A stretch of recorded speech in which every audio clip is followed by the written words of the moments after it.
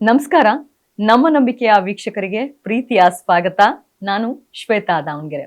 ವೀಕ್ಷಕರೇ, ಇವತ್ತಿನ ಕಾರ್ಯಕ್ರಮದಲ್ಲಿ ಕುಂಡಲಿನಿಯ ವಿಚಾರವಾಗಿ ಸಾಕಷ್ಟು ವಿಚಾರಗಳನ್ನ ತಿಳಿಸ್ಕೊಡೋದಕ್ಕೆ ನಮ್ಮ ಜೊತೆಗೆ ಎಂದಿನಂತೆ ಇಂದು ಕೂಡ ಇದ್ದಾರೆ ಉಪಾಸನಾ ಫೌಂಡೇಶನ್ನ ಸದ್ಗುರು ಶ್ರೀ ಅವರು. ಅವ್ರನ್ನ ಕಾರ್ಯಕ್ರಮಕ್ಕೆ ಸ್ವಾಗತ ಮಾಡೋಣ. ಗುರುಗಳೇ ನಮಸ್ಕಾರ, ಕಾರ್ಯಕ್ರಮಕ್ಕೆ ಸ್ವಾಗತ. ಗುರುಗಳೇ, ಕುಂಡಲಿನಿ ಅನ್ನುವಂಥದ್ದು ಇವತ್ತಿನ ದಿನದಲ್ಲಿ ಸಾಕಷ್ಟು ಮಂದಿಯಲ್ಲಿ ಓಡ್ತಾ ಇರುವಂತಹ ವಿಚಾರ. ಮೊದಲನಿಗೆ ಕುಂಡಲಿನಿ ಅಂದ್ರೆ ಏನು? ಸಹಜವಾಗಿ ಹಠಯೋಗದಲ್ಲಿ ಬರುವಂಥದ್ದು ಕುಂಡಲಿನಿ ಎನ್ನುವಂಥ ಶಬ್ದ. ತಂತ್ರದಲ್ಲಿ ಅದನ್ನ ಕುಲ ಕುಂಡಲಿನಿ ಅಂತ ಕರೀತಾರೆ. ಶಕ್ತಿ, ಜಗನ್ಮಾತೆ, ರಾಜರಾಜೇಶ್ವರಿ, ಮಾತಂಗಿ, ಏನ್ ಬೇಕಾದ್ರೂ ಕರೀರಿ, ಅದರ ಮೂಲ ಸ್ಥಾನ ಏನಿದೆ ಅದಕ್ಕೆ ಹೆಸರು ಕುಂಡಲಿನಿ ಅಥವಾ ಕುಲ ಕುಂಡಲಿನಿ. ಅದಿರುವಂಥದ್ದು ಯಾರ್ಯಾರಿಗೆ ಬೆನ್ನು ಮೂಳೆ ಇದೆ, ಅದು ಪ್ರಾಣಿಗಳಿಗಿರ್ಬೋದು, ಮನುಷ್ಯನಿಗಿರ್ಬೋದು, ಯಾರ್ಯಾರಿಗೆ ಬೆನ್ನು ಮೂಳೆ ಇದೆ ಆ ಬೆನ್ನು ಮೂಳೆಯ ಬುಡದಲ್ಲಿ ಆ ಕುಂಡಲಿನಿಯ ವಾಸಸ್ಥಾನ ಇದೆ. ಕುಂಡಲಿನಿ ಜಾಗೃತವಾಗುತ್ತೆ ಅಂತ ಹೇಳ್ತಾರೆ. ಹಾಗಿದ್ರೆ ಏನದು ಅಂತ ಹೇಳಿ ನೋಡಿ, ಶತಶತಮಾನಗಳಿಂದ ಜನ್ಮಗಳಿಂದ ನಮಗೆ ಅರಿವಿಲ್ಲದೆ ಬದುಕ್ತಾ ಇರೋ ಕಾರಣದಿಂದಾಗಿ, ಬರೀ ಕೇವಲ ಲೌಕಿಕ ಸುಖಕ್ಕಾಗಿ ಮಾತ್ರ ಬದುಕ್ತಾ ಇರೋ ಕಾರಣದಿಂದ ಆ ಕುಲ ಕುಂಡಲಿನಿ, ಆ ಜಗನ್ಮಾತೆ ಏನಿದೆ, ಆ ಸ್ವರೂಪವಾದಂತ ಶಕ್ತಿ ಸುಪ್ತಾವಸ್ಥೆಯಲ್ಲಿದೆ, ನಿದ್ರಾವಸ್ಥೆಯಲ್ಲಿದೆ. ಆ ಕುಂಡಲಿನಿ ಅಂದ್ರೆ ಕಾಯಿಲೆ ರೂಪದಲ್ಲಿ, ಹೇಗೆ ನಮ್ಮ ಸೊಳ್ಳೆ ಬತ್ತಿ ಏನ್ ಬರುತ್ತಲ್ಲ ಹಾಗೆ ಸುತ್ತುವರೆದು ಇರೋದರಿಂದ ಅದಕ್ಕೆ ಕುಂಡಲಿನಿ ಅಂತ ಕರೀತಾರೆ. 3.5 ಸುತ್ತು ಕೆಂಪು ಹಾವಿನ ರೂಪದಲ್ಲಿ ತನ್ನದೇ ಬಾಲವನ್ನ ತನ್ನ ಬಾಯೊಳಗೆ ಹಾಕೊಂಡು ನಿದ್ರೆ ಮಾಡ್ತಾ ಇದೆ. ಹೀಗೆ ನಿದ್ರೆ ಮಾಡ್ತಾ ಇದೆ. ಇಷ್ಟು ನಿದ್ರೆ ಮಾಡ್ತಾ ಇರೋ ಕಾರಣದಿಂದಾಗಿ ನಾವು ಇಷ್ಟು ಚಟುವಟಿಕೆಯಿಂದ ಇದೀವಿ. ಇನ್ನು ಅದು ಬಾಯಿ ಒಳಗೆ ಹಾಕಿರೋ ಬಾಲ ಹೊರಗೆ ತೆಗೆದು ಅದೇನಾದ್ರೂ ಒಂದ್ ಸ್ವಲ್ಪ ತಲೆಯನ್ನ ಮೇಲೆ ಎತ್ತಿದ್ರೆ ನಮ್ಮ ಜೀವನದಲ್ಲಿ ಇನ್ನೊಂದು ಹೆಜ್ಜೆ ಮೇಲಕ್ಕೆ ಹೋಗ್ತೀವಿ. ಅರ್ಥಾತ್ ಇನ್ನು ಚೆನ್ನಾಗಿ ಸರಿಯಾಗಿ ಹೇಳೋದಿದ್ರೆ, ನಮ್ಮ ಇಡೀ ಜೀವಿತಾವಧಿಯಲ್ಲಿ ನಮ್ಮ ದೈಹಿಕ ಮಾನಸಿಕ ಶಕ್ತಿಯ ಕೇವಲ 5-10% ಶಕ್ತಿಯನ್ನ ಬಳಸ್ಕೊಳ್ತೀವಿ. ಇನ್ನು 90-95% ಮಾನಸಿಕ ದೈಹಿಕ ಶಕ್ತಿ ಏನಿದೆ ಅದು ವ್ಯರ್ಥವಾಗ್ತಾ ಇದೆ.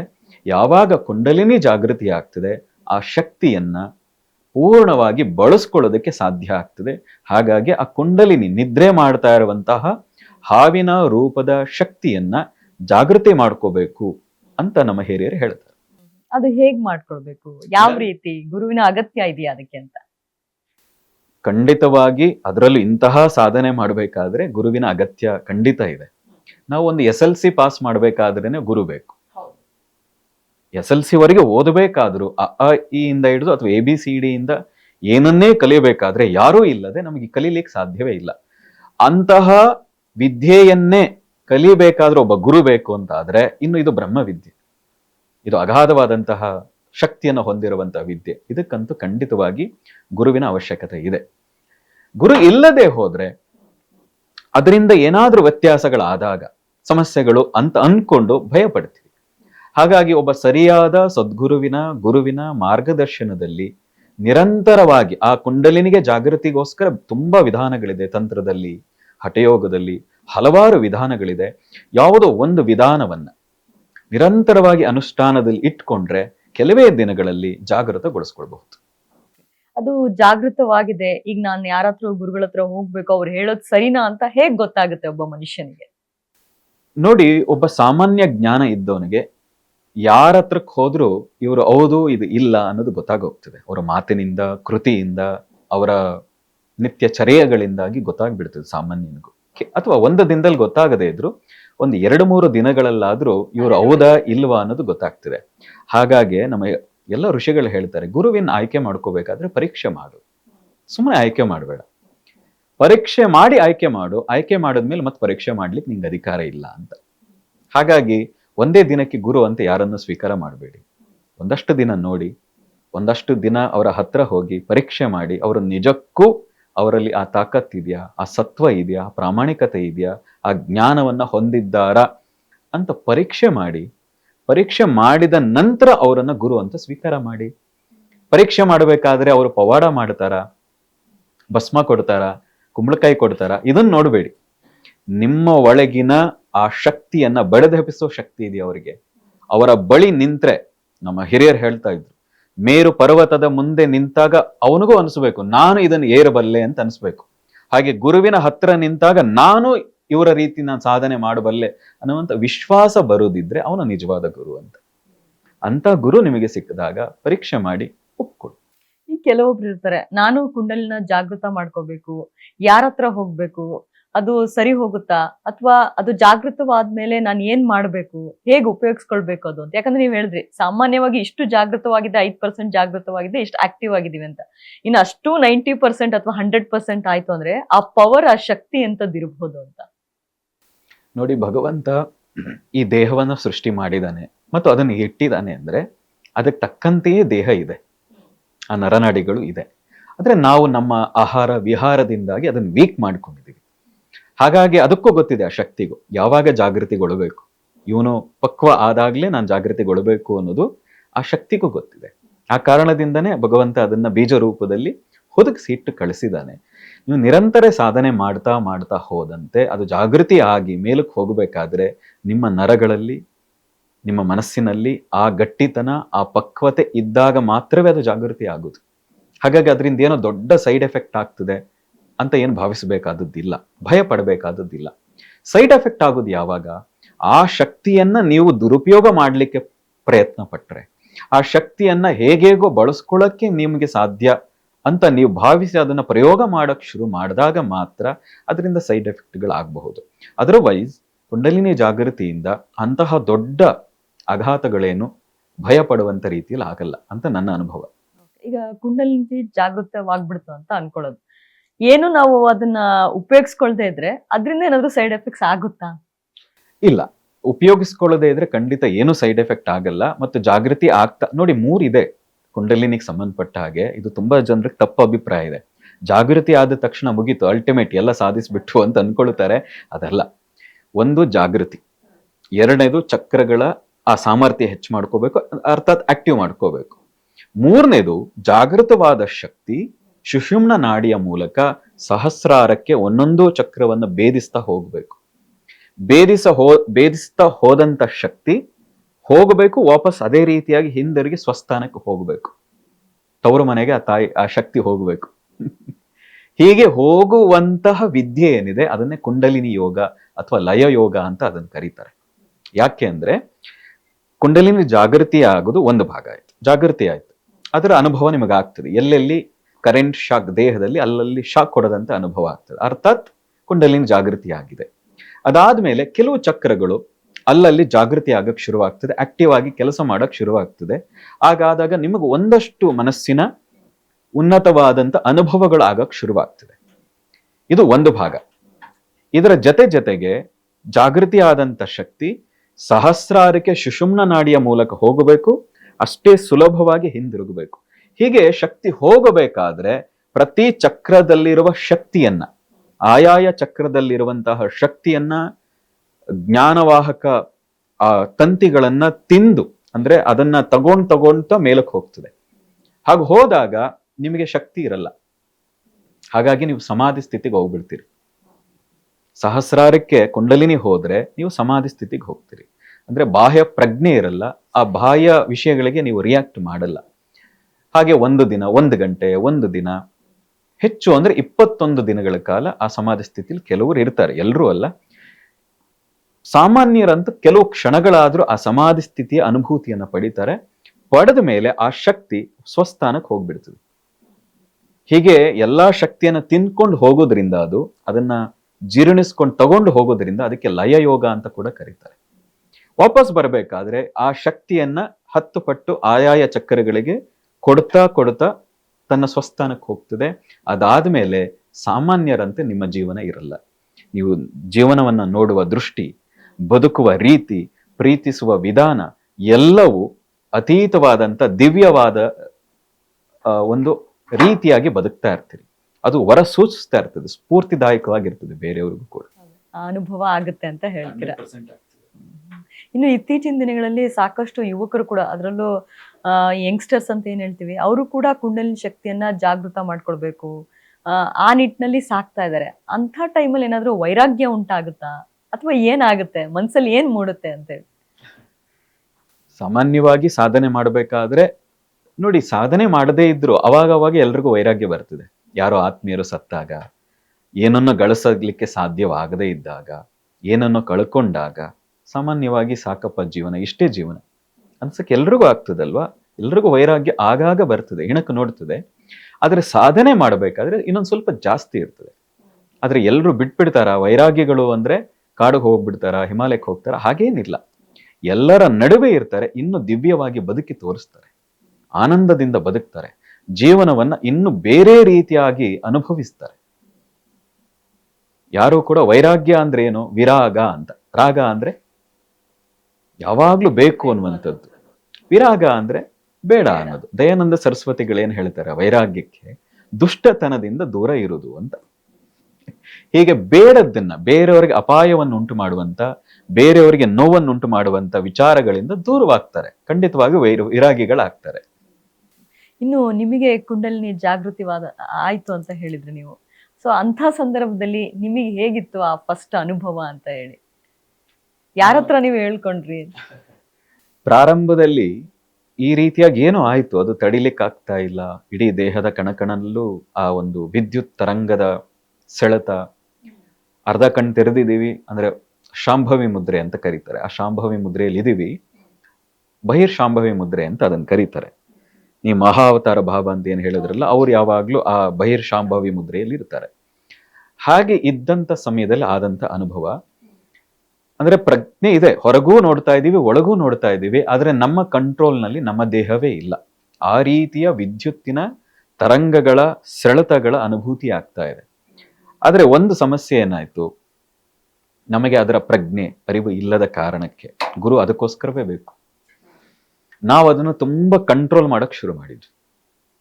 ಕಂಟ್ರೋಲ್ ಮಾಡಿದಾಗ ಅದು ನಾಭಿಗೆ ಬಂದು ಕೂತ್ಕೊಂಡ್ಬಿಡ್ತು. ಸುಮಾರು 15 ದಿನಗಳವರೆಗೆ ನಾಭಿನಲ್ಲಿ ಕೂತು ಅದು ತನ್ನ ಕೆಲಸ ಮಾಡ್ತಾ ಇತ್ತು. ಹೇಗೆ ಕೆಲಸ ಮಾಡ್ತಾ ಇತ್ತು ಅಂದ್ರೆ, ನಾವು ಇಡೀ ದೇಹವನ್ನ ಹೇಗೆ ಗಟ್ಟಿ ಮಾಡುದು ಬಂದಾಗ ನಾಭಿಗೆ ಬಂತು. ಹೀಗೆ ಬಟ್ಟೆ ಹಾಕಿದ್ರು ಹೀಗಿದ್ರು ಆ ನಾಭಿಯ ಬಡಿತದ ಎಲ್ರು ನೋಡಬಹುದಾಗಿತ್ತು, ಅಷ್ಟು ಬಡಿತ ಬರೋದು. ಏನನ್ನೇ ತಿಂದ್ರೆ 5 ನಿಮಿಷ ಅಷ್ಟೇ. ಅಂದ್ರೆ ಅಷ್ಟು ಪ್ರಖರವಾದ ಜಠರಾಗ್ನಿ, ಅಷ್ಟು ಪ್ರಖರವಾಗೋಗ್ಬಿಟ್ಟಿತ್ತು. ನೀವು ಹೊಟ್ಟೆ ತುಂಬಾ ಫೈರ್, ಏನೋ ಅಗ್ನಿ ಕುಂಡಕ್ಕೆ ಹಾಕಿದಾಗ ಆಗ್ತದಲ್ಲ, ಆ ರೀತಿ ಅನುಭವ. 15 ದಿನಗಳವರೆಗೆ 5 ನಿಮಿಷಕ್ಕಿಂತ ಹೆಚ್ಚು ಏನ್ ತಿಂದ್ರು ಉಳಿತಾ ಇಲ್ಲ. ಕೊನೆಗೆ ಅಲ್ಲೇ ಪರಿಚಯ ಇದ್ದಂತ SDM ನ ಒಬ್ರು ಡಾಕ್ಟ್ರು, ಆ ಡಾಕ್ಟರ್ ಹತ್ರ ಹೋದ್ರು, ಅರುಣ್ ಕುಮಾರ್ ಅಂತ.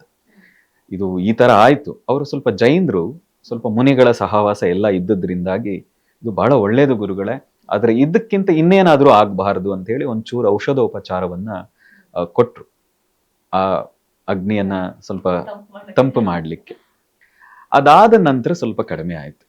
ಇದು ಗುರು ಇಲ್ಲದೆ ಇದ್ದಾಗ ಈ ತರದ್ದೇನೋ ಆದಾಗ ನಾವು ಸ್ವಲ್ಪ ನಾವೇ ಎಡವಟ್ ಮಾಡ್ಕೊಂಡ್ಬಿಡ್ತೀವಿ. ನನಗೊಂದು ಅದೊಂದು ಆಗಾಗ ಕಾಡ್ತಾ ಇದೆ. ನಾನು ಅವತ್ತಿನ ದಿನ ಅದನ್ನ ಕಂಟ್ರೋಲ್ ಮಾಡಿಲ್ಲ ಅಂದಿದ್ರೆ ಬೇರೆ ಏನೋ ಆಗ್ತಾ ಇತ್ತು, ನಾನು ತಪ್ಪು ಮಾಡಿದ್ನೇನೋ ಅಂತ ಇವತ್ತಿಗೂ ಆಗಾಗ ಅನಿಸ್ತದೆ. ಅಂದ್ರೆ ಇಷ್ಟು ವರ್ಷ ಕಾಯೋ ಬದಲು ಆ ಕ್ಷಣದಲ್ಲಿ ಇನ್ನೇನಾದ್ರೂ ನಾನು ಪಡಿಬಹುದಾಗಿತ್ತೇನೋ ಅಂತ. ಹಾಗಾಗಿ ಗುರು ಇದ್ದು ಮಾರ್ಗದರ್ಶನ ಇದ್ರೆ ಅದು ಬಹಳ ಒಳ್ಳೇದದು. ಆದ್ರೆ ಈ ಅನುಭವದಿಂದಾಗಿ ಒಂದೇನಾಯ್ತು, ನನ್ನ ದೇಹದಲ್ಲಿ, ನಾನು ಸ್ವಲ್ಪ ರೋಗಿಷ್ಠ ದೇಹ ಇತ್ತು ಒಂದು ಸಮಯದಲ್ಲಿ. ವಿಶೇಷವಾಗಿ ಆ ಸಮಯದಲ್ಲಿ ನನಗೆ ಕತ್ತಿನ ಸಮಸ್ಯೆ ಆಗಿ ಆಪರೇಷನ್ ಮಾಡಬೇಕು ಅಂತ ಕೂಡ ಡಾಕ್ಟರ್ ಹೇಳಿದ್ರು. ಈ ಅನುಭವ ಆದ್ಮೇಲೆ ನನಗೆ ಆ ಕತ್ ನೋವು ಇತ್ತು ಅನ್ನುವ, ಅಂದ್ರೆ ದೇಹ ಆ ಹಗುರತೆ, ಆ ಪ್ರಾಣಶಕ್ತಿಯ ಸಂಚಾರದಿಂದ ಬಹುಶಃ ಅದೆಲ್ಲೂ ಹೀಲ್ ಆಯ್ತಾ ಏನಾಯ್ತು ಗೊತ್ತಿಲ್ಲ.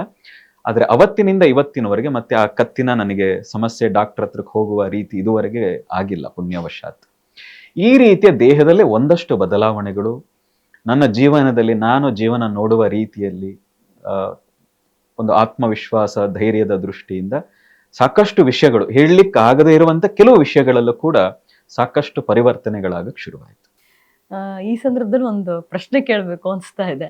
ನಿಮ್ಗೆ ಯಾವಾಗಾದ್ರೂ ಅನಿಸಿದ್ಯಾ, ಅಂದ್ರೆ ಈಗ ಮಾನಸಿಕವಾಗಿ ಶಂಕರಾಚಾರ್ಯರನ್ನ ಗುರುಗಳಂತ ಒಪ್ಕೊಂಡಿದ್ದೀರಾ, ದೈಹಿಕವಾಗಿ ಯಾರಾದ್ರೂ ಗುರುಗಳಿದ್ದಿದ್ರೆ ಬಹಳ ಉತ್ತಮವಾಗಿರ್ತಿತ್ತು ಅಂತೇಳಿ? ನನಗೆ ಸಾಕಷ್ಟು ಬಾರಿ, ಹೇಗೆ ತಂದೆ ತಾಯಿ ಇಲ್ಲದ ಇದ್ದಾಗ ಅನಾಥ ಪ್ರಜ್ಞೆ ಅಂತ ಹೇಳ್ತದಲ್ಲ, ನನಗೆ ಈ ಯಾವ ಪ್ರಜ್ಞೆಗಳು ನನಗೆ ಕಾಡ್ಲಿಲ್ಲ, ಯಾರಿಲ್ಲ ಅಂತ. ಆದ್ರೆ ಗುರು ಇಲ್ಲ ಅನ್ನುವಂತ ಅನಾಥ ಪ್ರಜ್ಞೆ ಇವತ್ತಿಗಿಲ್ಲ ಅದು, ಆದ್ರೆ ಆ ಸಮಯಗಳಲ್ಲಿ ಕೆಲವು ವರ್ಷಗಳ ಕಾಲ ಎಷ್ಟೋ ಬಾರಿ ಕಣ್ಣೀರು ಹಾಕಿದ್ದಿದೆ. ಅರೆ ಗುರು ಇದ್ದಿದ್ರೆ ಇನ್ನೂ ನಾನು ಏನಾಗ್ತಿದ್ದೆ, ಏನೂ ಇಲ್ಲದೆ ಇಷ್ಟು ಕೊಟ್ಟಿದ್ದಾನೆ ಗುರು ಸೂಕ್ಷ್ಮ ರೂಪದಲ್ಲಿ, ಆ ಜಗನ್ಮಾತೆ ಇಷ್ಟು ಕೊಟ್ಟಿದ್ದಾಳೆ, ಸಾಕ್ಷಾತ್ ನನ್ನ ಜೊತೆ ಇದ್ದಿದ್ರೆ ನಾನು ಇನ್ನೂ ಏನಾಗಬಹುದಾಗಿತ್ತು, ಇನ್ನೂ ಯಾವ ಹಂತ ತಲುಪಬಹುದಾಗಿತ್ತು, ಇನ್ನೂ ಒಳ್ಳೆಯ ಮಾರ್ಗದರ್ಶನ ಸಿಕ್ತಿತ್ತು ಅನ್ನುವಂಥ ಖಂಡಿತವಾಗಿ ಆ ಅನಾಥ ಪ್ರಜ್ಞೆ ಕಾಡಿದೆ. ಅದಕ್ಕೆ ಕಣ್ಣೀರು ಹಾಕಿದ್ದು ಇದೆ. ಈ ಕ್ಷಣಕ್ಕೆ ಏನಾದ್ರೂ ಅನ್ಸುತ್ತಾ ಭಕ್ತನನ್ನ ಮೆಚ್ಚಿ ಗುರು ಬಂದೇ ಬರ್ತಾನೆ ಒಂದ್ ದಿವಸ ಅಂತೇಳಿ? ನನ್ನ ಗುರುವಿನ ಕೃಪೆ, ಬಹುಶಃ ಜಗನ್ಮಾತೆ ಕೃಪೆ, ಅದಾಗಿ ಕೆಲವು ವರ್ಷದ ನಂತರ, ವಿಶೇಷವಾಗಿ 2020 ನಂತರ ನನಗೆ ಒಂದಷ್ಟು ಅನುಭೂತಿಗಳು ಆಗ್ತಾ ಹೋದಂತೆ ಈ ಕ್ಷಣಕ್ಕೆ 2020 ಈ ಯಾವ ಅನಾಥ ಪ್ರಜ್ಞೆಯು ನನಗೆ ಕಾಡ್ಲಿಕ್ಕೆ ಬಿಟ್ಟಿಲ್ಲ. ಅಲ್ಲಿಂದ ಬೇರೆಯ ಹಂತದ ನನ್ನ ಮನಸ್ಸಿನ, ನನ್ನ ದಿವ್ಯತೆಯ ಅನುಭವ, ಅದು ಹೊರಗೆ ನಾನು ಅದನ್ನು ಹೇಗೆ ತೋರಿಸ್ಬೇಕು, ಅದನ್ನು ಹೇಗೆ ಗೊತ್ತಿಲ್ಲ. ಮಾತಿನ ಮೂಲಕ ನಿಮ್ಗೆ ಯಾರಿಗಾದ್ರೂ ಅನುಭವಕ್ಕೆ ಬಂದ್ರೆ ಸಂತೋಷ. ಆದ್ರೆ 2020 ನಾನು ಪಡಿತಾ ಇರುವಂಥದ್ದು, ಈ ಕ್ಷಣಕ್ಕೂ ಪಡಿತಾ ಇರುವಂಥದ್ದು ಆ ದಿವ್ಯತೆ ಅದ್ಭುತವಾದದ್ದು. ಹಾಗಾಗಿ ನನಗೆ ಯಾವ ಅನಾಥ ಪ್ರಜ್ಞೆಯು 2020 ಸಂಕ್ರಾಂತಿಯ ನಂತರ ಕಾಡಿಲ್ಲ. ಖಂಡಿತರುಗಳೇ, ಬಹಳ ಒಂದು ಆತ್ಮಬಲವನ್ನ ತೋರಿಸುತ್ತೆ ನೀವು ಮಾತಾಡುವಂಥದ್ದು. ಸೊ ಬಹಳ ಖುಷಿ ಆಗುತ್ತೆ, ಬಹಳ ಸರಳವಾಗಿ ತುಂಬಾ ವಿವರವಾಗಿ ತಿಳಿಸ್ತಾ ಇದ್ದೀರಾ. ಇನ್ನು ಕುಂಡಲಿನಿ ಜಾಗೃತವಾಗಬೇಕಾದ್ರೆ ವಯಸ್ಸಿನ ಅಂತರವೇನಾದ್ರೂ ಇದೆಯಾ? ದೇಹ ಸದೃಢವಾಗೇ ಇರ್ಬೇಕಾ? ಏನು? ದೇಹ ಸದೃಢವಾಗಿ ಇದ್ದು ಮನಸ್ಸು ಪರಿಶುದ್ಧವಾಗಿ ಇದ್ರೆ ಮಾತ್ರವೇ ಕುಂಡಲಿನಿ ಜಾಗೃತಿ ಆಗುವಂಥದ್ದು. ಜಾಗೃತಿ ಆಗ್ಬಿಡಬಹುದು, ಆದರೆ ಪ್ರತಿ ಚಕ್ರಗಳು ಆಕ್ಟಿವ್ ಆಗಬೇಕಾದ್ರೆ ನಿಮ್ಮಲ್ಲಿ ಆ ಪರಿಶುದ್ಧತೆ ಆಗ್ತಾ ಹೋದಂತೆ ಮಾತ್ರವೇ ಆ ಚಕ್ರಗಳನ್ನ ದಾಟ್ಲಿಕ್ಕೆ ಸಾಧ್ಯ ಆಗುದು. ಹಾಗಾಗಿ ಒಂದು, ದೇಹ ದೃಢವಾಗಿರಬೇಕು, ನರನಾಡಿಗಳಲ್ಲಿ ಪ್ರಾಣಶಕ್ತಿ ಸಂಚಾರವನ್ನು ತಡೆದುಕೊಳ್ಳುವಂತಹ ಕ್ಷಮತೆ ಇರಬೇಕು, ಮನಸ್ಸು ಪರಿಶುದ್ಧತೆಯಿಂದ ಕೂಡಿರಬೇಕು. ಆಗ ಮಾತ್ರ ಅಪೂರ್ಣವಾದ ದಿವ್ಯತೆಯನ್ನು ಅನುಭವಿಸ್ಲಿಕ್ಕೆ ಸಾಧ್ಯ. ಕ್ಷುದ್ರವಾಗಿಯೂ ಕೂಡ ಕುಂಡಲಿನಿ ಜಾಗೃತಿ ಮಾಡ್ಕೊಳ್ತಾರೆ, ಅದರ ಅಡ್ಡ ಪರಿಣಾಮವನ್ನು ಅವರವರು ಅನುಭವಿಸ್ತಾರೆ. ಆದ್ರೆ ನಾವು ಒಂದ್ ರೀತಿಯಲ್ಲಿ ಹೇಳೋದಿದ್ರೆ ಇದನ್ನ ಸಮಯಾಚಾರ ಅಂತ, ಒಂದ್ ರೀತಿ ಶ್ರೀವಿದ್ಯಾ ಅರ್ಥದಲ್ಲಿ ಹೇಳೋದಿದ್ರೆ ಇದನ್ನ ಸಮಯಾಚಾರ ಅಂತ ಕರಿಬಹುದು. ಅಂದ್ರೆ ಪರಿಶುದ್ಧವಾದ ಮಾರ್ಗದಲ್ಲಿ ನಾವು ಸಾಧನೆ ಮಾಡೋದ್ರಿಂದಾಗಿ, ವಿಶೇಷವಾಗಿ ಹಠಯೋಗದ ಸಾಧನೆ ಮೂಲಕ ಮತ್ತು ತಂತ್ರದ ಮಿಕ್ಸ್ ಇದೆ, ಸಾಧನೆ ಮೂಲಕ ಮಾಡೋದ್ರಿಂದಾಗಿ ಯಾವುದೇ ಬೇರೆ ವ್ಯತ್ಯಾಸಗಳಿಲ್ಲದೆ ಆಗ್ತದೆ. ಆದ್ರೆ ಅದರ ಜೊತೆಗೆ ದೇಹ ಕೂಡ ಮನಸ್ಸು ಕೂಡ ಶುದ್ಧವಾಗ್ತಾ ಸದೃಢವಾಗ್ತಾ ಅದು ಜಾಗೃತಿ ಆಗ್ತದೆ. ಖಂಡಿತ. ಇನ್ನು ಕ್ಷುದ್ರ ವಿದ್ಯೆ ಅಂತ ಹೇಳಿದ್ರಿ, ಆ ಕ್ಷುದ್ರ ವಿದ್ಯೆಗೂ ಆತ್ಮವಿದ್ಯೆಗೂ ಏನ್ ವ್ಯತ್ಯಾಸ? ಇತ್ತೀಚೆಗೆ ಯುವಕರಲ್ಲಿ ಕ್ಷುದ್ರ ವಿದ್ಯೆಯ ಬಗ್ಗೆ ಹೆಚ್ಚು ಒಲವು ಬೆಳೀತಾ ಇದೆ, ಅದ್ರ ಬಗ್ಗೆ ಏನ್ ಹೇಳ್ತೀರಾ? ಈ ಕ್ಷುದ್ರ ವಿದ್ಯೆಗಳೇನಾಗ್ತದೆ, ಕೆಲವೇ ಕ್ಷಣಗಳಲ್ಲಿ ಅಥವಾ ಕೆಲವೇ ದಿನಗಳಲ್ಲಿ, ಹೆಚ್ಚು ಅಂದ್ರೆ 9 ದಿನ 18 ದಿನಗಳಲ್ಲಿ ತುಂಬಾ ವಿಷಯಗಳು ಹೊಲಿಸ್ಕೊಂಡ್ಬಿಡ್ಬಹುದು. ವಿಶೇಷವಾಗಿ ಕ್ಷುದ್ರ ವಿದ್ಯೆಗಳನ್ನ 9 ದಿನದಲ್ಲಿ ಹೊಲಿಸ್ಕೊಂಡವ್ರ ಸಂಖ್ಯೆ ಬಹಳ ಇದೆ. ಆತ್ಮವಿದ್ಯೆ ಹೊಲಿಸ್ಕೋಬೇಕಾದ್ರೆ 9 ವರ್ಷವಾದ್ರೂ ಬೇಕಾಗ್ತದೆ. ಹಾಗಾಗಿ ಇವತ್ತಿನ ಜನತೆಗೆ ನನ್ನ ಕಿವಿ ಮಾತು ಏನು ಅಂದ್ರೆ, ಆತ್ಮವಿದ್ಯೆ ಪ್ರಬಲವಾದ ವಿದ್ಯೆ, ಬ್ರಹ್ಮವಿದ್ಯೆ. ಇದನ್ನು ಹೊಲಿಸ್ಕೊಳ್ಬೇಕಾದ್ರೆ ನಿಮ್ಮ ಮನಸ್ಸು ಶುದ್ಧವಾಗಿರಬೇಕು ಮತ್ತು ದೀರ್ಘ ಸಮಯದ ಸಾಧನೆ ಬೇಕು. ಹಾಗಾಗಿ ನೀವೇನ್ ಮಾಡ್ತೀರಿ, ಯಕ್ಷಿಣಿ ಕ್ಷುದ್ರ ವಿದ್ಯೆ ಕಡೆಗೆ ಹೋಗ್ತೀರಿ. ಶಾರ್ಟ್ ಕಟ್, ಅದು ಯಾವುದು ಶಾರ್ಟ್ ಕಟ್ ಇದೆ, ಇನ್ಸ್ಟೆಂಟ್ ಇದೆ, ಅದು ಅಷ್ಟೇ ಪರಿಣಾಮ, ಅಷ್ಟೇ ಪ್ರಭಾವ, ಅಷ್ಟೇ ಸೀಮಿತಾವಧಿಯಾಗಿರುತ್ತದೆ.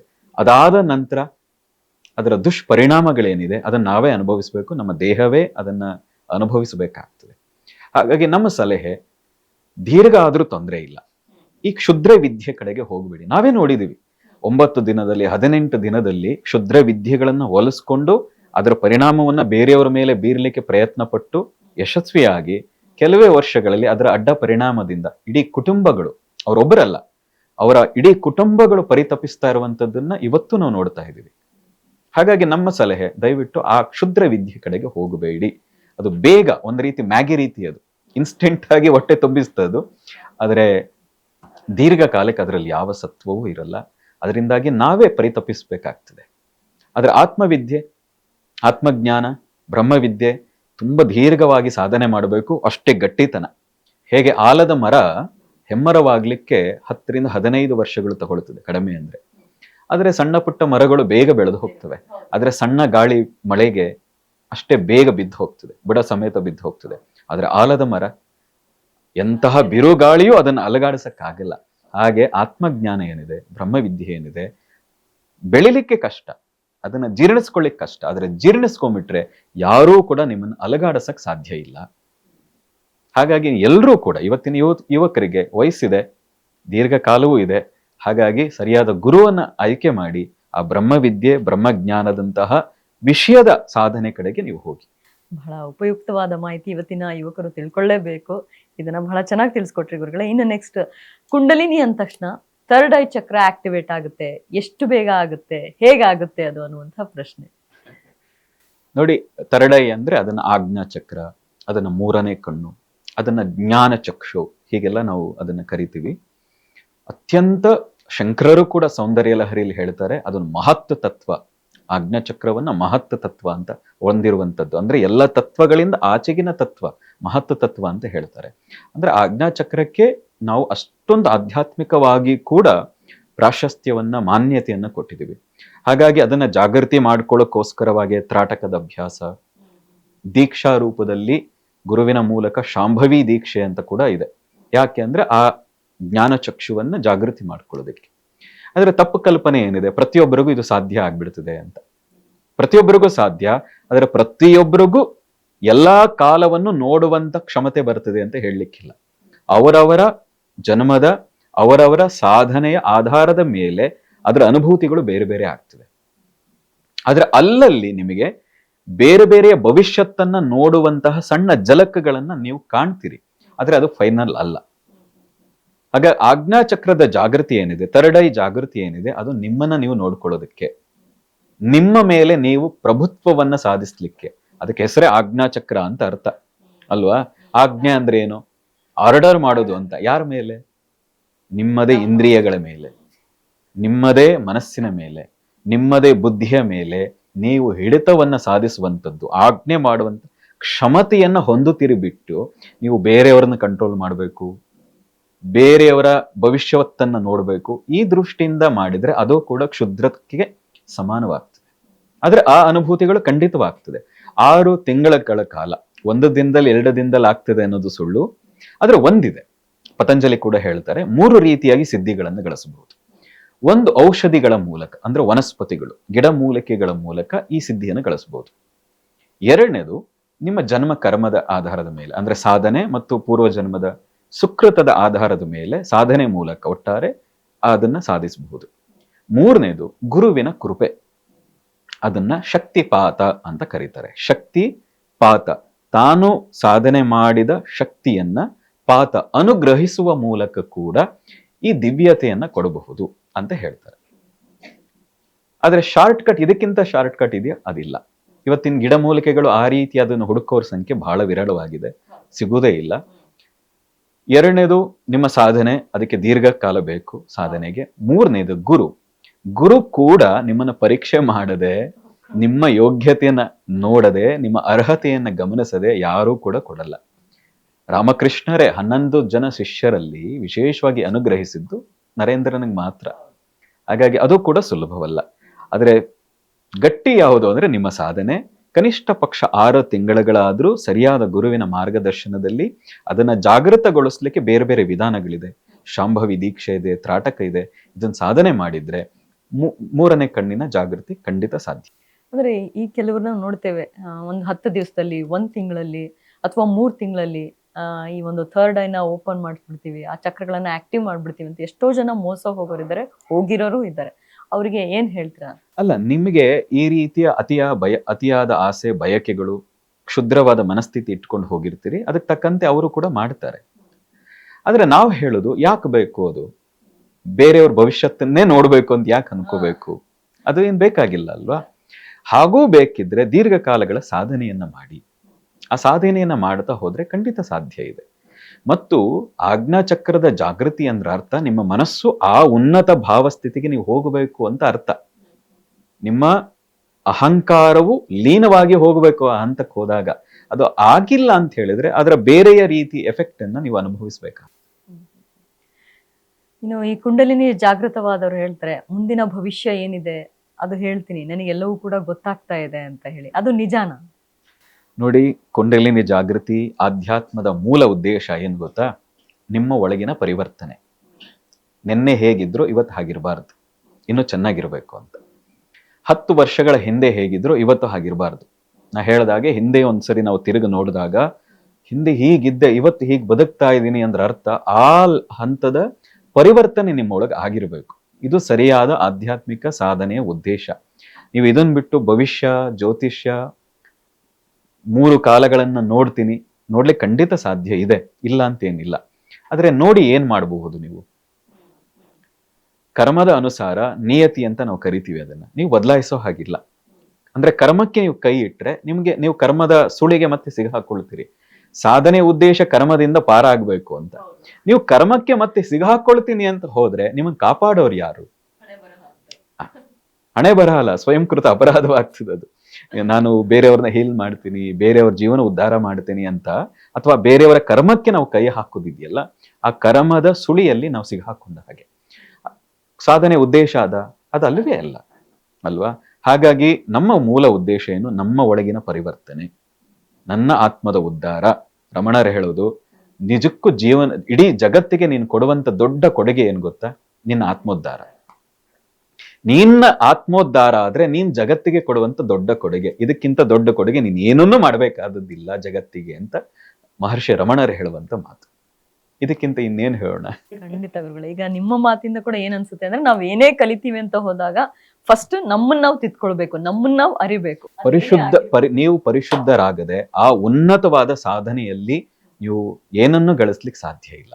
ಸಣ್ಣ ಜಲಕಗಳನ್ನು ನೋಡಬಹುದು, ಸಾಧನೆ ಮಾಡ್ತಾ ಹೋದಂತೆ ಸಣ್ಣ ಜಲಕಗಳು ನೋಡಬಹುದು. ಹಾಗೆ ನೋಡಿ ಅದನ್ನೇ ಫೈನಲ್ ಅನ್ಕೊಂಡ್ರೆ ನೀವು ದಾರಿ ತಪ್ಪಿದ್ರಿ. ಫೈನಲ್ ಡೆಸ್ಟಿನೇಷನ್ ಏನ್ ತಲುಪೋದಿದೆ ಅದು ತಲುಪಲಿಕ್ಕೆ ಸಾಧ್ಯ ಇಲ್ಲ ಅಂತ. ಮೈಸೂರು ತಲುಪಬೇಕು, ಆದ್ರೆ ಅಕ್ಕಪಕ್ಕದಲ್ಲೇ ನೀವು ದೊಡ್ಡ ದೊಡ್ಡ ಬಿಲ್ಡಿಂಗ್ ನೋಡಿ ಇದೇ ಚೆನ್ನಾಗಿದೆ, ಇಲ್ಲೇ ಇರ್ತೀನಿ ಅಂದ್ರೆ ಮೈಸೂರು ಮುಗೀತು, ಅಲ್ಲೇ ಉಳಿತು ಮೈಸೂರು. ನೀವು ಆ ಬಿಲ್ಡಿಂಗ್ ನಲ್ಲೇ ಸಂತೋಷವಾಗಿ ಭ್ರಮೆನಲ್ಲಿ ಬದುಕ್ತಾ ಇರ್ತೀರಿ ಅಂತ ಅರ್ಥ. ಈ ಒಂದು ಜಂಜಾಟದಿಂದ ಹೊರ ಬರ್ಬೇಕಂದ್ರೆ ಯೋಗ ಬಹಳ ಮುಖ್ಯ. ಇವತ್ತಿನ ದಿನದಲ್ಲಿ ಉಪಾಸನಾ ಫೌಂಡೇಶನ್ ಇಂದ ಯೋಗ ಕಾರ್ಯಕ್ರಮಗಳು ಯಾವ ರೀತಿ ನಡೆಯುತ್ತೆ ಗುರುಗಳು? ನೋಡಿ, ಈಗ ಒಂದು 15 ವರ್ಷಗಳ ಹಿಂದೆ ನಾವು ಶುರು ಮಾಡಿದ್ವು. ನಾವು ಮೊದಲೇ ಹೇಳದಂತೆ ಜೀವನೋಪಾಯ ನಡೀಲಿ, ಯಾರು ಮುಂದೆನೆ ಕೈ ಚಾಚದೆ ಇರುವಂತ ಸ್ಥಿತಿ ಇರ್ಲಿ ಅಂತ ಆಸನ ಅಭ್ಯಾಸಗಳನ್ನು ಹೇಳಕ್ ಶುರು ಮಾಡಿದ್ವಿ. ಇವತ್ತಿನ ಕಾಲ, ಇವತ್ತಿನ ಯೂತ್ಗೆ ತಕ್ಕಂತೆ ಅವ್ರಿಗೂ ಆ ಸಾಧನೆಯಲ್ಲಿ ಆಕರ್ಷಣೆ ಬರಬೇಕು ಮತ್ತು ಸಾಧನೆ ಮಾರ್ಗದಲ್ಲಿ ಎಲ್ಲರೂ ಬರೋ ಹಾಗಾಗ್ಲಿ ಅನ್ನೋ ಕಾರಣದಿಂದಾಗಿ ನಾವೊಂದು 7-8 ರೀತಿಯ ಆಧ್ಯಾತ್ಮಿಕ ಆತ್ಮೋನ್ನತಿಗೆ, ಮನಸ್ಸಿನ ಉನ್ನತಿಗೆ ಸಹಕಾರಿ ಆಗುವಂತಹ ಕಾರ್ಯಕ್ರಮಗಳನ್ನು ಮಾಡ್ತಾ ಬಂದಿದ್ವಿ. ಅದರಲ್ಲಿ ವಿಶೇಷವಾಗಿ ಮನೋಶಕ್ತಿ ಅಂತ ಹೇಳಿ, ನಮ್ಮ ಸಬ್ಕಾನ್ಷಿಯಸ್ ಮೈಂಡ್, ನಮ್ಮ ಚಿತ್ತವನ್ನೇ ಬಳಸ್ಕೊಂಡು, ನಾವು ನಮ್ಮ ಶಾಸ್ತ್ರಗಳು, ಉಪನಿಷತ್ತುಗಳು ಹೇಳ್ತವೆ, ಮನಯೇವ ಮನುಷ್ಯಾಣಂ ಕಾರಣಂ ಬಂಧ ಮೋಕ್ಷಯೋ, ಮನಸ್ಸೇ ಮೋಕ್ಷಕ್ಕೂ ಬಂಧನಕ್ಕೂ ಕಾರಣ. ನೀನು ಮನಸ್ಸನ್ನ ಸರಿಯಾಗಿ ಇಟ್ಕೊಂಡ್ರೆ ಏನನ್ನು ಬೇಕಾದ್ರೂ ನೀನು ಸಾಧಿಸಬಹುದು. ಕರ್ಮಕ್ಕೆ ಅಂಟು ಬೀಳಬೇಕಾದದ್ದಿಲ್ಲ. ಅದನ್ನು ಮೀರಿಯೂ ಕೂಡ ನಿನ್ಗೆ ಬೇಕಾದದ್ದನ್ನ ನಿಮ್ಮ ಕರ್ಮಾನುಸಾರವೂ ಕೂಡ ಸಾಧಿಸಬಹುದು. ಇದನ್ನ ಮನವರಿಕೆ ಮಾಡ್ಲಿಕ್ಕೋಸ್ಕರ ಮನೋಶಕ್ತಿ ಅನ್ನುವ ಒಂದು ಕಾರ್ಯಾಗಾರ ಶಿಬಿರದ ಮೂಲಕ ಲೌಕಿಕವಾಗಿ, ಪಾರಮಾರ್ಥಿಕವಾಗಿ ನಿಮ್ಮ ಗುರಿಯನ್ನ ತಲುಪುವುದು ಹೇಗೆ, ನಿಮ್ಮ ಮನಸ್ಸನ್ನೇ ಬಳಸ್ಕೊಂಡು ಹೇಳ್ಕೊಡ್ತಾ ಇರುವಂಥದ್ದು. ಇದನ್ನು ಮುಂದುವರೆದ ಭಾಗವಾಗಿ ಯೋಗ ನಿದ್ರೆ ಅಂತ ಕರಿತೀವಿ, ಅಥವಾ ಸಂಮೋಹನ ತಂತ್ರ ಅಂತ ಇವತ್ತು ಮಾಡ್ರನ್ ಮೆಡಿಕಲ್ ಟರ್ಮ್ ನಲ್ಲಿ ಕರೀತಾರೆ. ಸಾವಿರಾರು ವರ್ಷಗಳಿಂದ ಅದನ್ನ ನಾವು ಯೋಗ ನಿದ್ರೆ ಅಂತ ಕರಿತೀವಿ. ಸ್ವಾಮಿ ಸತ್ಯಾನಂದ ಸರಸ್ವತಿಗಳು ಹೇಳ್ತಾರೆ, ಯೋಗ ನಿದ್ರೆಗೆ ಎಂತ ಶಕ್ತಿ ಇದೆ ಅಂದ್ರೆ ಅದು ಸಮಾಧಿಗೆ ಕೀಲಿಕೈ ಅಂತ. ಅದು ನೀನು ಸಮಾಧಿಯನ್ನ ಪಡಿಬೇಕು ಅಂತಿದ್ರೆ, ಅಥವಾ ಏನನ್ನೇ ಆಧ್ಯಾತ್ಮಿಕ ಉನ್ನತಿಯನ್ನು ಗಳಿಸ್ಬೇಕಾದ್ರೆ ಯೋಗ ನಿದ್ರೆ ನಿನಗೆ ಕೀಲಿಕೈ ಇದ್ದ ಹಾಗೆ, ಅದನ್ನ ಸರಿಯಾಗಿ ಬಳಸ್ಕೋ ಅಂತ. ಹಾಗಾಗಿ ಹೆಚ್ಚು ಜನಕ್ಕೆ ಅದನ್ನ ಸಿಗಲಿ ಅನ್ನೋ ದೃಷ್ಟಿಯಿಂದ ಅನ್ವಾಂಟೆಡ್ ಆ್ಯಪ್ಗಳನ್ನ ಅನ್ಇನ್ಸ್ಟಾಲ್ ಮಾಡಿ ವಾಂಟೆಡ್ ಆ್ಯಪ್ಗಳನ್ನ ಇನ್ಸ್ಟಾಲ್ ಮಾಡ್ಕೊಳ್ಳೋದು ಹೇಗೆ ನಿನ್ನದೇ ಮನಸ್ಸನ್ನು ಬಳಸಿ ಅನ್ನುವಂತ ಹೇಳ್ಕೊಡ್ಲಿಕ್ಕೆ ಆ ಸಂಮೋಹನ ತಂತ್ರ ಅಥವಾ ಯೋಗ ನಿದ್ರೆಯನ್ನ ಹೇಳ್ಕೊಡೋದಿರ್ಬೋದು. ಇದಕ್ಕೂ ಮಿಗಿಲಾಗಿ ಶಕ್ತಿ ಕ್ರಿಯಾ ಅನ್ನುವಂತ 2011-12ರಲ್ಲಿ ನಮ್ಮದೇ ದೇಹದ ಮೇಲೆ ಆ ಪ್ರಾಣಾಯಾಮ ವಿಧಾನಗಳನ್ನ ಅಭ್ಯಾಸ ಮಾಡಿ, ದಿನಕ್ಕೆ 3 ಬಾರಿ 4 ಬಾರಿ, ದಿನಕ್ಕೆ 1 ಹೊತ್ತು ಊಟ ಮಾಡಿಕೊಂಡು 3 ಬಾರಿ 4 ಬಾರಿ ಅಭ್ಯಾಸ ಮಾಡಿ, ಈ ಪ್ರಾಣಾಯಾಮಗಳನ್ನು ಈ ಟೈಮಲ್ಲಿ ಮಾಡಿದ್ರೆ, ಈ ರಿದಮಲ್ಲಿ ಮಾಡಿದ್ರೆ ಯಾವ ಪರಿಣಾಮ ಆಗಬಹುದು ಅಂತ 1-1.5 ವರ್ಷಗಳ ಕಾಲ ನನ್ನದೇ ದೇಹದ ಮೇಲೆ ಪ್ರಯೋಗ ಮಾಡಿ ಒಂದಷ್ಟು ಬದಲಾವಣೆಗಳು ಕಂಡ ಕಾರಣದಿಂದಾಗಿ 2013ರಿಂದ ಅಧಿಕೃತವಾಗಿ ಶಕ್ತಿ ಕ್ರಿಯಾ ಅನ್ನುವಂತ, ವಿಶೇಷವಾಗಿ ನಮ್ಮ ಚಕ್ರಗಳನ್ನ, ಕುಂಡಲಿನಿಯನ್ನ ಸರಿಯಾಗಿ ಬಳಕೆ ಮಾಡ್ಕೊಳ್ಳಿಕ್ಕೆ ಅನುಕೂಲ ಆಗೋ ಹಾಗೆ ಅದೊಂದು ಶಕ್ತಿ ಕ್ರಿಯೆ ಅಂತ ಡಿಸೈನ್ ಮಾಡಿದ್ವಿ. ನಾನು ಅವಾಗ್ಲೇ ಹೇಳಿದಾಗೆ ನಾನು ಸ್ವಲ್ಪ ದೇಹದಲ್ಲಿ ರೋಗಿಷ್ಠ ದೇಹ ಇದು. ಹೇಳ್ತಾರಲ್ಲ, ಆರ್ತಿ ತಗೊಂಡ್ರೆ ಉಷ್ಣ, ತೀರ್ಥ ತಗೊಂಡ್ರೆ ಶೀತ, ಈ ತರದ ದೇಹ ಸ್ಥಿತಿ. ಆರೋಗ್ಯವನ್ನು ಗಳಿಸಿದೆ, ಆತ್ಮವಿಶ್ವಾಸವನ್ನು ಗಳಿಸಿದೆ. ಅದಕ್ಕಿಂತ ಹೆಚ್ಚಾಗಿ ನಾನು ತುಂಬ ಓದ್ದವನಲ್ಲ, ಸಂಸ್ಕೃತವೋ ಮತ್ತೊಂದು ಆ ಥರದ ತುಂಬ ಅಧ್ಯಯನ ಮಾಡಿದಂಥ ಬುದ್ಧಿ, ಆ ಶಕ್ತಿ ಇರಲಿಲ್ಲ. ಆದರೆ ಈ ಸಾಧನೆ ವಿಧಾನದಿಂದಾಗಿ 7-8 ರೀತಿಯ ಶಿಬಿರಗಳನ್ನು ಡಿಸೈನ್, ಯಾರ ಹತ್ರ ಕಲಿದೆ, ಯಾರ ಹತ್ರ ಹೋಗದೆ, ಮತ್ತು ಬಂದಂಥವ್ರು ಎಲ್ಲರೂ ಕೂಡ ಒಂದು ವಿಶೇಷ ಅನುಭೂತಿಗಳನ್ನು ಪಡಿತಾ ಇದ್ದೀವಿ. ಎಲ್ಲಿವರೆಗೆ ಎಷ್ಟೋ ಜನ ಸುಸೈಡ್ ಹಂತಕ್ಕೆ ಹೋಗಿ ಇವತ್ತು 4 ಜನಕ್ಕೆ ಹೇಳೋ ಹಾಗೆ ಬದುಕ್ತಾ ಇದ್ದಾರೆ. ಇವತ್ತು ಸಾಮಾನ್ಯರಾಗಿ ಬದುಕ್ತಾ ಇದ್ದವರು ಆತ್ಮವಿಶ್ವಾಸದಿಂದ ಬದುಕುವ ಹಂತಕ್ಕೆ ಹೋಗಿದ್ದಾರೆ. ಹೀಗೆ ಎಷ್ಟೋ ಜನರಲ್ಲಿ ದಿವ್ಯತೆಯನ್ನ ನಾವು ಕಂಡಿದ್ದೀವಿ. ಆ ದಿವ್ಯತೆಯನ್ನ ತಂದುಕೊಡ್ಲಿಕ್ಕೆ ನಮ್ಮ ಕಾರ್ಯಾಗಾರಗಳು, ನಮ್ಮ ಶಿಬಿರಗಳು ಸಹಾಯವಾಗಿದೆ. ಆ ಶಿಬಿರಗಳನ್ನ ಡಿಸೈನ್ ಮಾಡಲಿಕ್ಕೆ ನನ್ನ ಈ ಸಾಧನೆ, ಗುರುವಿನ ಅನುಗ್ರಹ, ಜಗನ್ಮಾತೆಯ ಕೃಪೆ, ಈ ಎಲ್ಲವೂ ಕಾರಣ ಅಂತ ನಾನು ಭಾವಿಸ್ತೀನಿ. ಇದೇ ನಮ್ಮ ಏನು ಆ ಜಾಗೃತಿಯಿಂದಾಗಿ, ಸಾಧನೆಯಿಂದಾಗಿ ನಾವು ಗಳಿಸಿದ್ದು. ಇನ್ನು ಇವತ್ತಿನ ದಿನಗಳಲ್ಲಿ ಮಹಿಳೆಯರು ಮನೆಯಲ್ಲಿದ್ದು ಆ ಜಂಜಾಟದಲ್ಲೇ ತೊಡಗ್ಬಿಟ್ಟಿರ್ತಾರೆ. ಮತ್ತೆ ವಿದ್ಯಾರ್ಥಿಗಳು ಕೂಡ ಅಷ್ಟು ಆಟ ಪಾಠಗಳಲ್ಲಿ ಚಟುವಟಿಕೆಯಿಂದ ಇಲ್ಲದೆ ಇರೋದು. ಇದೆಲ್ಲದಕ್ಕೂ ಕೂಡ ಯೋಗ ಅನ್ನುವಂಥದ್ದು ಯಾವ ರೀತಿ ಮದ್ದು ಅಂತ ಹೇಳ್ತೀರಾ? ನೋಡಿ, ಯೋಗ ನೀವು ಬೇರೆ ಸಮಯದಲ್ಲಾದ್ರೆ ಹೊರಗೆ ಹೋಗಕ್ಕಾಗಲ್ಲ. ಯಾವ್ದ್ಯಾವ್ದೋ ಕಾರಣಗಳಿಂದಾಗಿ ಜಾಗದ ಚೌಕಟ್ಟುಗಳು, ಅಷ್ಟೊಂದು ವಿಶಾಲವಾಗಿ ಜಾಗ ಇಲ್ಲ, ಎಲ್ಲರ ಜೊತೆ ಬೆರಿಲಿಕ್ಕಾಗಲ್ಲ. ಹೇಗೇ ಇದ್ರು ಯೋಗ ಒಂದು 4 ಗೋಡೆಯ ಮಧ್ಯದಲ್ಲೇ 1 ಗಂಟೆಯಲ್ಲೇ ಆರೋಗ್ಯವನ್ನ, ಮನಸ್ಸಿನ ಆರೋಗ್ಯವನ್ನ, ದೇಹದ ಆರೋಗ್ಯವನ್ನ, ಆತ್ಮದ ಉನ್ನತಿಯನ್ನ ಎಲ್ಲವನ್ನ ಗಳಿಸ್ಲಿಕ್ಕೆ ಸಹಾಯ ಮಾಡುವಂಥದ್ದು. ಅದಕ್ಕಿಂತ ಮಿಗಿಲಾಗಿ ಪ್ರಕೃತಿಯ ಜೊತೆ ಮಿಲಿತವಾಗಲಿಕ್ಕೆ, ಸಮ್ಮಿಲಿತವಾಗಲಿಕ್ಕೆ ಕೂಡ ಯೋಗ ದೊಡ್ಡ ಮಾರ್ಗ. ಇದೆಲ್ಲಕ್ಕೂ ಮಿಗಿಲಾಗಿ ಜೀವನವನ್ನ ಸಾರ್ಥಕ ಮಾಡಿಕೊಳ್ಳಿಕ್ಕೆ, ವಿಶೇಷವಾಗಿ ಸ್ತ್ರೀಯರಿಗೆ ಇನ್ನೂ ಸುಲಭ. ಯಾಕೆಂದ್ರೆ ಮೂಲತಃ ಅವರು ಶಕ್ತಿ ಸ್ವರೂಪಿಣಿಯರು. ಹಾಗಾಗಿ ಅದನ್ನು ಪುರುಷರಷ್ಟು ಸಾಧನೆ ಮಾಡಬೇಕಾದದ್ದಿಲ್ಲ. ಸ್ತ್ರೀಯರ ಕಡಿಮೆ ಸಾಧನೆ ಮಾಡಿದ್ರು ಸಾಕು, ಅದ್ವಿತೀಯವಾದದ್ದನ್ನ ಗಳಿಸಬಹುದು.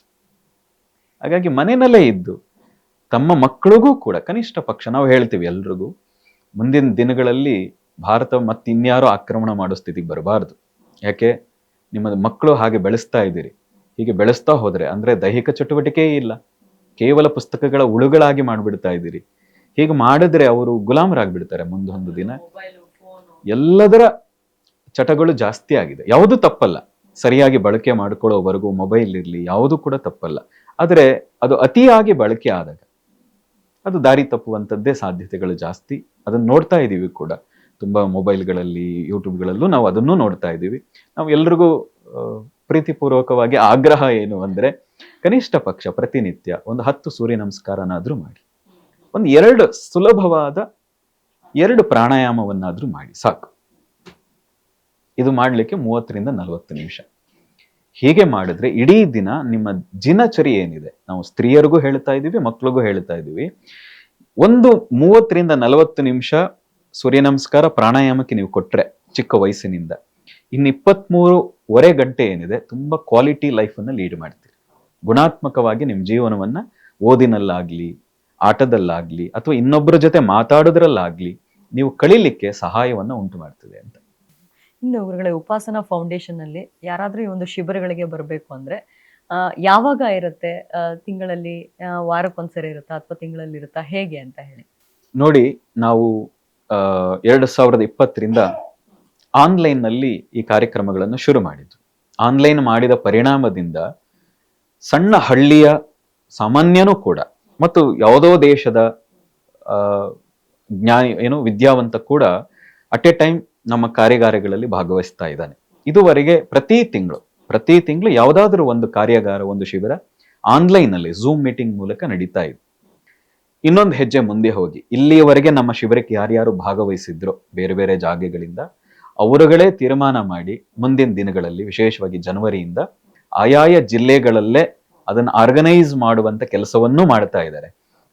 ಎಲ್ಲಿಯವರೆಗೆ ಅಂದ್ರೆ ಎಲ್ಲ ಅಮೆರಿಕದವರು ಎಲ್ಲರೂ ಸೇರಿ ಆನ್ಲೈನ್ ಅಲ್ಲಿ ಅವರದೇ ಒಂದು ಟೈಮ್ ಝೋನ್ ನಲ್ಲಿ ಒಂದು 30-40 ಜನ ಅವರು ಭಾಗವಹಿಸಲಿಕ್ಕೆ ಮಾರ್ಚ್ ನಲ್ಲಿ ತಯಾರಿ ನಡೆಸ್ತಾ ಇದ್ದಾರೆ.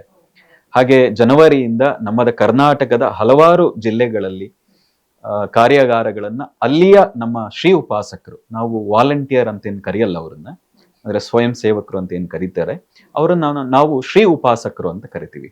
ಶ್ರೀ ಅಂದ್ರೆ ಲಕ್ಷ್ಮಿ ಅಂತ, ಶ್ರೀ ಅಂದ್ರೆ ಬೆಳಕು ಅಂತ, ಶ್ರೀ ಅಂದ್ರೆ ಜ್ಞಾನ ಅಂತ. ಹಾಗಾಗಿ ಅದರ ಉಪಾಸಕರು ಯಾರು, ಅವರು ನಮ್ಮ ಶ್ರೀ ಉಪಾಸಕರು ಅಂತ. ಅವರ ಇದರ ಜ್ಞಾನದ ಉಪಾಸನೆ ಅವ್ರು ಮಾಡ್ತಾ ಇದ್ದಾರೆ, ಜ್ಞಾನವನ್ನು ಹಂಚೋ ಕೆಲಸ ಮಾಡೋದ್ರಿಂದಾಗಿ ಅವರನ್ನ ವಾಲಂಟಿಯರ್ ಅಂತ ಕರೆಯದೆ ನಾವು ಶ್ರೀ ಉಪಾಸಕರು ಅಂತ ಕರಿತೀವಿ. ಅಲ್ಲಿ ಆಯಾಯ ಜಿಲ್ಲೆಯಲ್ಲಿರುವಂತ ಶ್ರೀ ಉಪಾಸಕರುಗಳೆಲ್ಲ ಒಟ್ಟಾರೆ ಸೇರಿ ವಿಶೇಷವಾಗಿ ಅವರವರ ಜಿಲ್ಲೆಗಳಲ್ಲಿ ಈ ಕಾರ್ಯಾಗಾರಗಳು ಸಾಮಾನ್ಯರಿಗೂ ತಲುಪಬೇಕು ಅನ್ನೋ ದೃಷ್ಟಿಯಿಂದ ಕೆಲಸ ಮಾಡ್ತಾ ಇದ್ದಾರೆ. ಮುಂದಿನ ಜನವರಿಯಿಂದ ಬಹುಶಃ ನಿಮ್ಮ ಜಿಲ್ಲೆಗಳಲ್ಲೂ ಕಾರ್ಯಾಗಾರಗಳು ನಡೀಬಹುದು. ಅದನ್ನ ಸದುಪಯೋಗ ಮಾಡ್ಕೊಳ್ಳಿ ಅಂತ ನಾವು ಬಯಸ್ತೀವಿ. ಖಂಡಿತ ಗುರುಗಳೇ, ಬಹಳಷ್ಟು ವಿಚಾರಗಳನ್ನ ಮಾತಾಡಿದ್ರಿ, ತಿಳಿಸ್ಕೊಟ್ರಿ. ನಿಮಗೆ ಆತ್ಮತೃಪ್ತಿ ಅನ್ನುವಂಥದ್ದು ಈ ಒಂದು ಸಂದರ್ಭಕ್ಕೆ ಎಷ್ಟಿದೆ?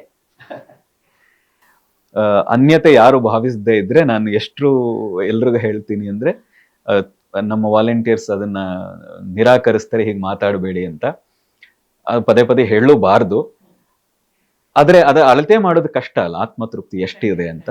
ಹಾಗಾಗಿ ನಾವು ತುಂಬಾ ಬಾರಿ ಹೇಳಿದೀವಿ, ಈ ಕ್ಷಣಕ್ಕೆ ಈ ದೇಹ ಬಿಡಬೇಕಾದ್ರೆ ಆನಂದದಿಂದ ಬಿಡುವಷ್ಟು ಆತ್ಮತೃಪ್ತಿ ಇದೆ. ಒಂದು ಕಿಂಚಿತ್ ಕೂಡ ರಿಗ್ರೆಟ್ ಮಾಡುವಂತ ಯಾವ ಮನಸ್ಥಿತಿಯೂ ಇಲ್ಲ. ಅಷ್ಟು ಆತ್ಮತೃಪ್ತಿ ಎಷ್ಟಿದೆ ಅಂದ್ರೆ ಅಷ್ಟೇ ಆನಂದದಿಂದ ಈ ದೇಹವನ್ನ ಯಾವುದೇ ಕ್ಷಣದಲ್ಲೂ ಬಿಡಬಹುದು, ಅಷ್ಟು ಆತ್ಮತೃಪ್ತಿ. ಖಂಡಿತ ಗುರುಗಳೇ, ನಿಮ್ಮಂತಹ ಸಂದರ್ಶನ ಮಾಡಕ್ಕೆ ಸಿಕ್ಕಂತಹ ಅವಕಾಶ ಬಹಳಷ್ಟು ಒಂದು ಖುಷಿಯನ್ನ ತಂದುಕೊಟ್ಟಿದೆ. ಧನ್ಯವಾದ ನಿಮಗೆ. ನೋಡಿದ್ರಲ್ಲ ವೀಕ್ಷಕರೇ, ಗುರುಗಳು ಸಾಕಷ್ಟು ಮಾಹಿತಿಯನ್ನ ಸಮಗ್ರವಾಗಿ ತಿಳಿಸ್ಕೊಟ್ಟಿದ್ದಾರೆ. ನಮ್ಮ ಜ್ಞಾನವನ್ನ ಇನ್ನೂ ಹೆಚ್ಚು ಮಾಡ್ಕೊಳ್ಳೋದಕ್ಕೆ ನೀವು ಅವರನ್ನ ಕಾಂಟ್ಯಾಕ್ಟ್ ಮಾಡಬೇಕಾದ್ರೆ ಸ್ಕ್ರೀನ್ನಲ್ಲಿ ಅವ್ರ ನಂಬರ್ ಡಿಸ್ಪ್ಲೇ ಆಗ್ತಾ ಇದೆ, ಅದಕ್ಕೆ ನೀವು ಕರೆ ಮಾಡಬಹುದು. ನೀವು ಕೂಡ ಶಿಬಿರಗಳನ್ನ ಅಟೆಂಡ್ ಮಾಡಬಹುದು, ಜೊತೆಗೆ ಒಳ್ಳೆ ಒಂದು ಜ್ಞಾನವನ್ನ ಪಡೆದುಕೊಳ್ಬಹುದು ಅಂತ ಹೇಳ್ತಾ ಇವತ್ತಿನ ಕಾರ್ಯಕ್ರಮವನ್ನ ಮುಗಿಸ್ತಾ ಇದ್ದೀನಿ. ನಮಸ್ಕಾರ.